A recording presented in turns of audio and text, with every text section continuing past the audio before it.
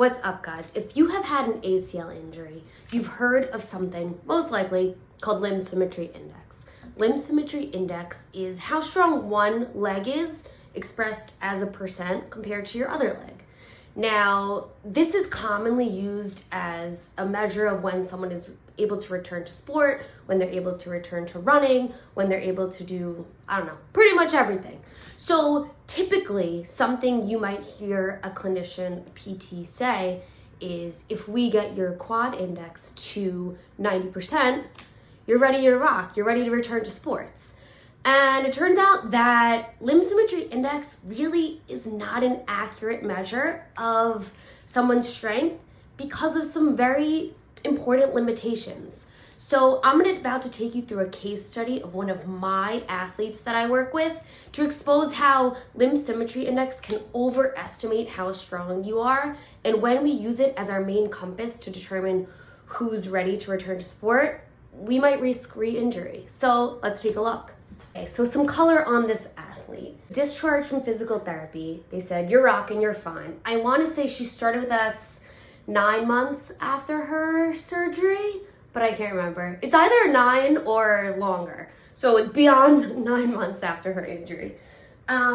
So let's talk about what limb symmetry index is in terms of a calculation. So it's the force you can produce with your involved side, that means your surgical side, divided by your non-involved side times 100, and that equals a percentage. So you might see 90%, you might see 50%, it's gonna increase as you go through the rehab process, hopefully, if you're doing the right stuff.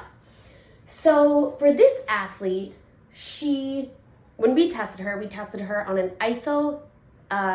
isometric device called a TIN deck. That's what we use at Helios for a lot of our testing. Some athletes have access to isokinetic testing based on their insurance. We're able to do these calculations no matter what device you use. Only downside, isometric is more of a snapshot. Isokinetic is a little bit more of a in-depth because it looks at all the different ranges of motion.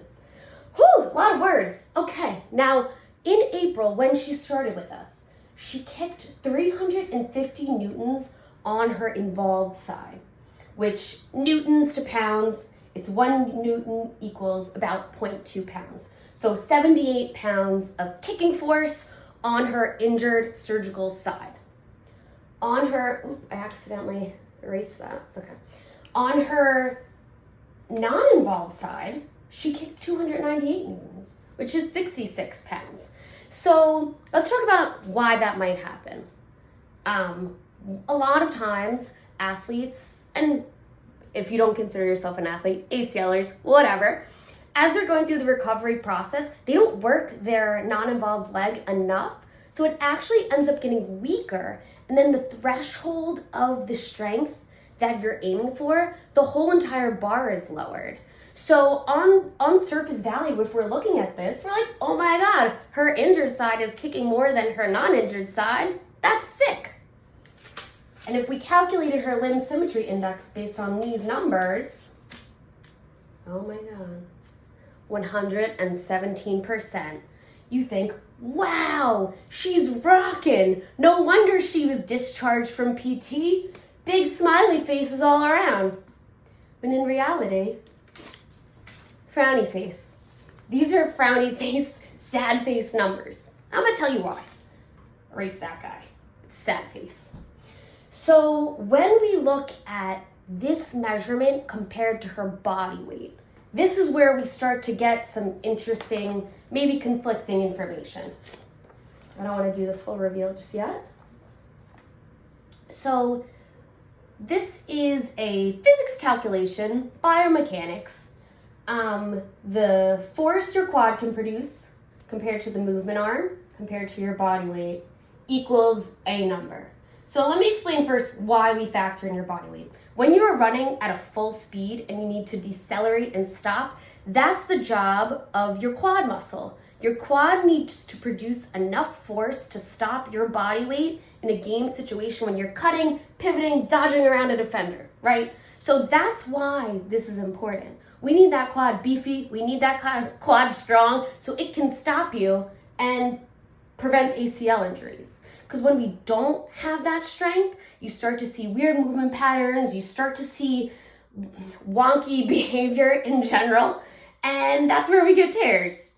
I'm gonna coin that term. No wonky behavior for my athletes.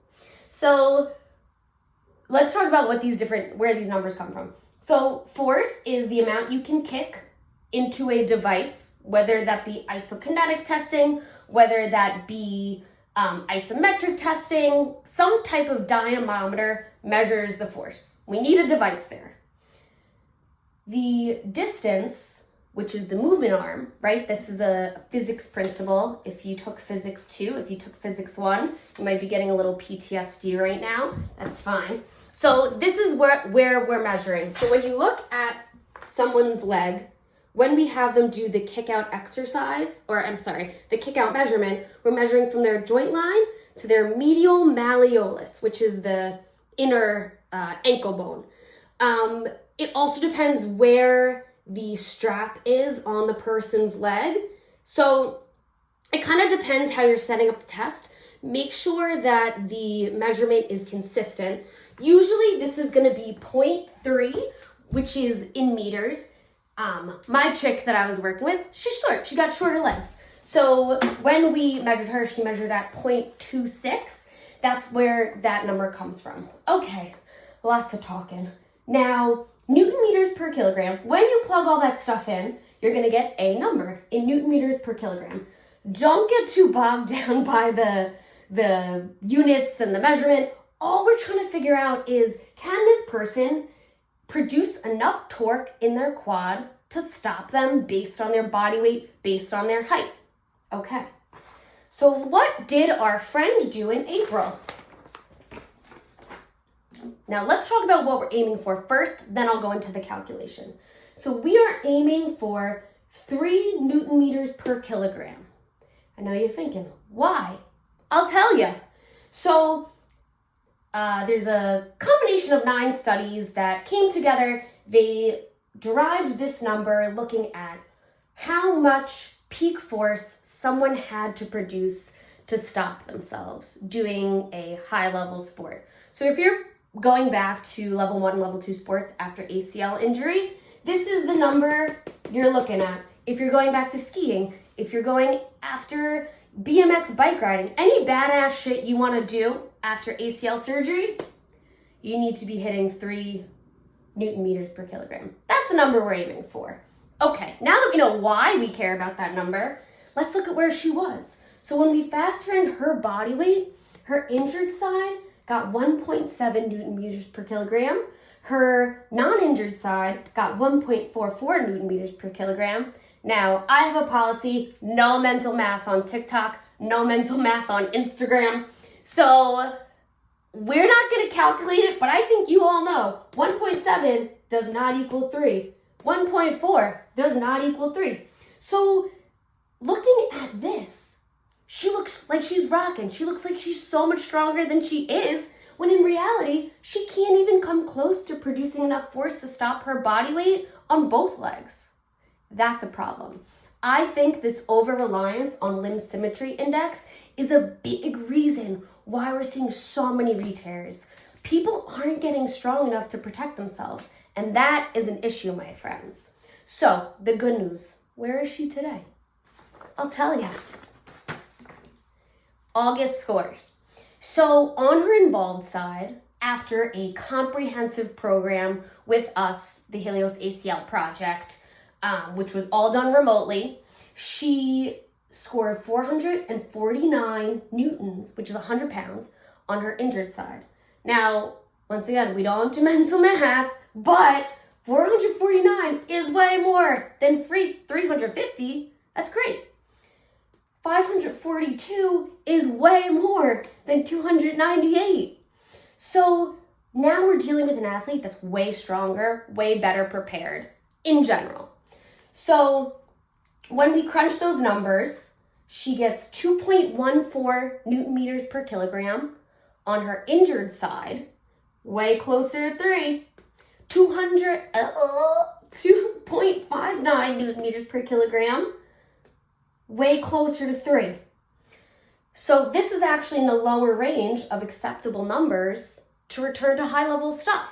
So the more badass shit you want to do, get closer to 3. Don't be in the lower end. So for her, I'm going to say, hey, you're good to do moderate intensity stuff. You're good to even do hard stuff. But like, stay away from the cutty, the pivoty, the high velocity. Like, you're not hopping on the ski lift right now, if I'm your coach. So we were able to do this reverse calculation, calculate what she would need to get to 3 Newton meters per kilogram, the safe number where you can stop your body weight. And for her, we were able to figure out a number that if she kicks 600 Newtons next time we test her, that's green light, baby. So this is, once again, this is not the full picture. We still have to look at her movement patterns, make sure she's not doing wonky behavior, make sure she's able to control jumping, make sure she feels confident, make sure she's not experiencing too much fear as well, which is a big factor with returning to sport after ACL injury. So this is a very awesome tool that I think is going to help save a lot of people from re-injury, right? There's so many factors to who gets re-injured and who doesn't.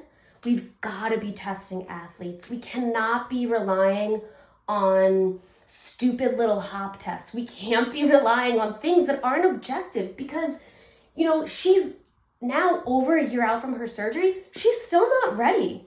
So like the idea that you can just return magically at 9 months is bogus. And if you're not being tested, how the hell are we going to know if you're safe to return? The answer is we're not. So I hope that you enjoyed that. Give us a follow. We are the Helios ACL Project. And if you are someone that's rehabbing from ACL injury and you're not sure if you're ready, you're not sure if your plan is comprehensive enough, you're not sure if your PT is getting you strong enough, because this chick, she had good PT. She was doing strengthening, it was all exercise based. What she was missing was really heavy loading, consistent loading, and someone that understands her sports demands. So hit me up.